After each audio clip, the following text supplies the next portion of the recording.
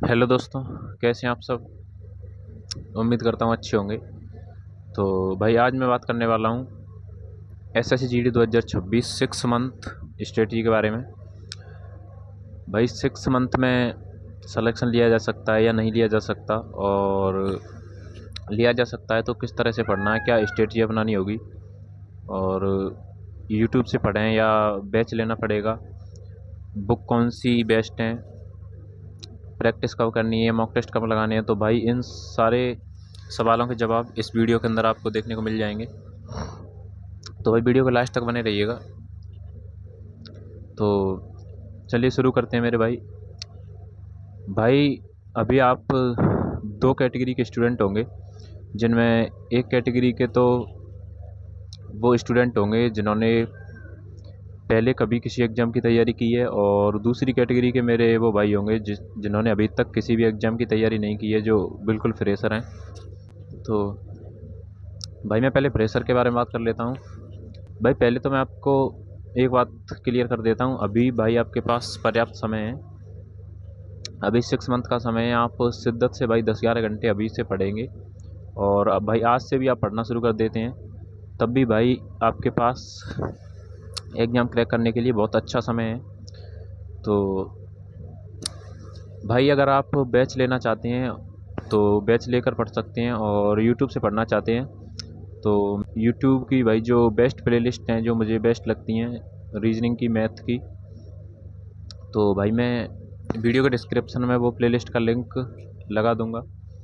और भाई जो बुक से पढ़ना होगा तो मैं उसे बता रहा हूँ आपको। तो भाई अगर आप जैसे आपने बैच ले लिया या आप यूट्यूब से देख के पढ़ रहे हैं, जो प्लेलिस्ट मिल जाएंगी आपको उनसे पढ़ेंगे आप।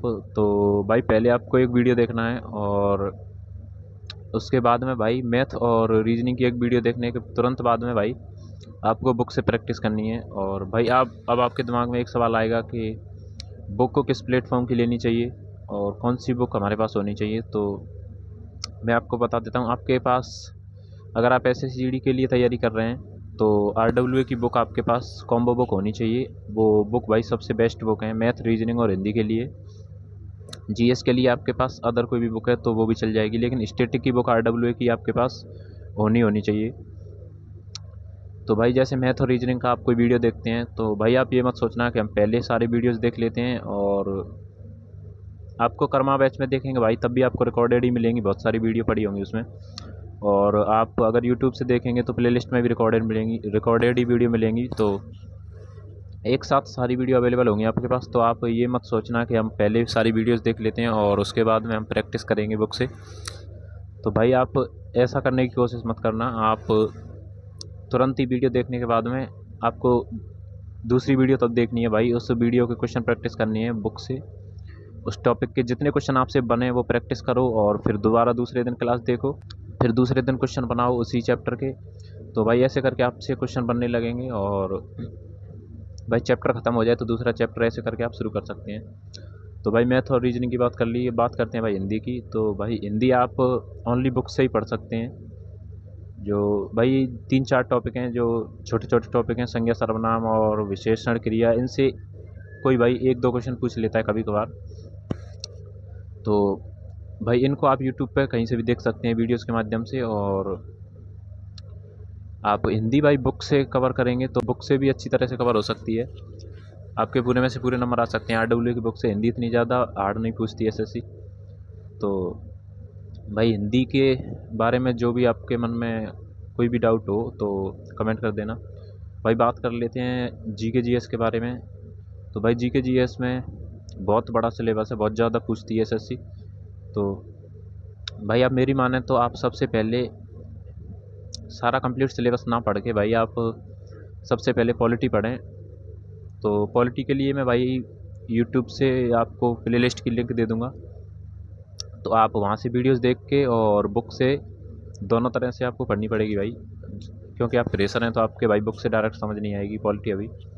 तो भाई पहले आप पॉलिटी ख़त्म कर लेंगे 1-1.5 महीने में, और उसके बाद आप स्टैटिक जीके की बुक भाई आर डब्ल्यू की बुक आती है, उस बुक को निकाल लेना 4 से 5 बार। और भाई फिर उसके बाद अगर आपके पास टाइम बचे तो ज्योग्राफी पढ़ लेना थोड़ी बहुत।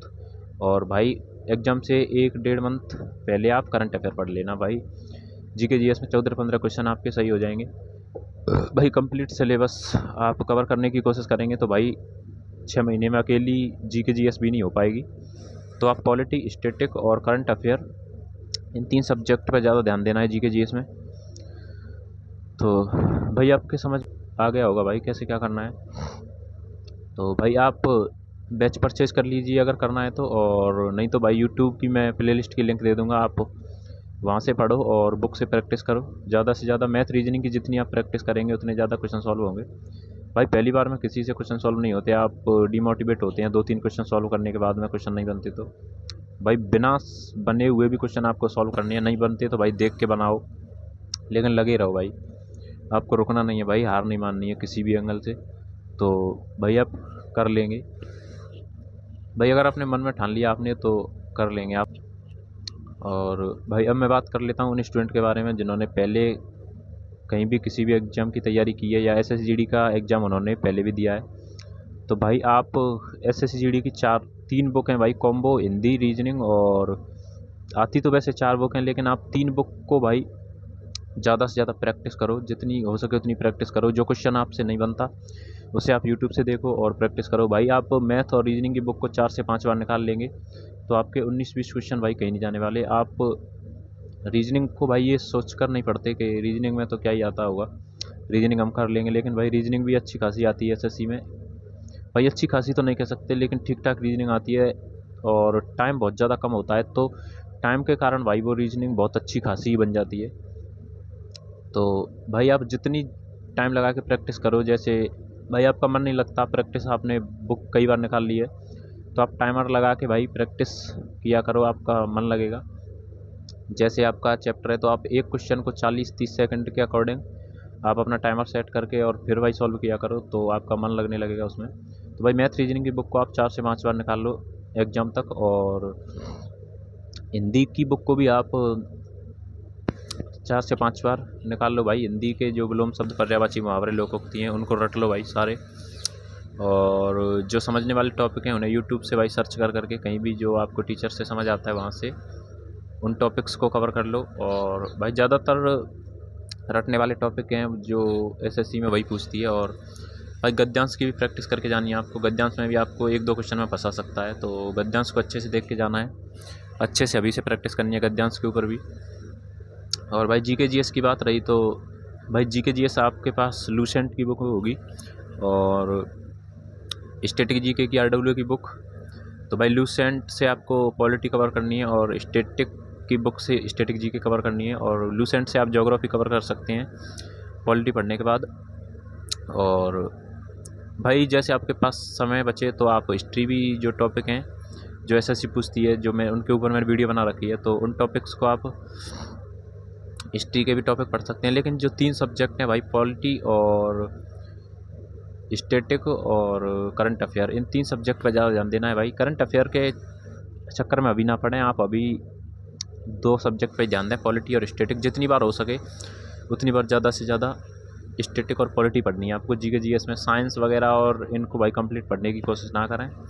इनमें जो चैप्टर आते हैं, जो रोग वगैरह हैं, जो जैसे भाई आप प्रीवियस ईयर का एग्ज़ाम देख सकते हैं किसी भी शिफ्ट का, तो वहाँ पे आपको पता चल जाएगा साइंस के और उसके कितने क्वेश्चन आते हैं। तो भाई 1-2 क्वेश्चन आते हैं, उनका सिलेबस आपको उतना ही पढ़ना पड़ेगा, और जहाँ से 6-7 क्वेश्चन आते हैं उनका सिलेबस भी उतना ही पढ़ना पड़ेगा। तो आप सबसे पहले उन सब्जेक्ट को कवर करने की कोशिश करो जहाँ से ज़्यादा क्वेश्चन बनते हैं।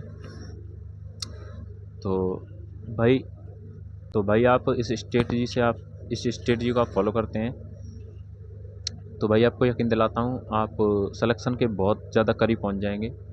और भाई 6 मंथ पर्याप्त होते हैं, 6 मंथ में ही मैंने तैयारी की थी। तो आप ये सोच के भाई डिमोटिवेट मत होना कि 6 मंथ बचे हैं अब क्या ही कर लेंगे।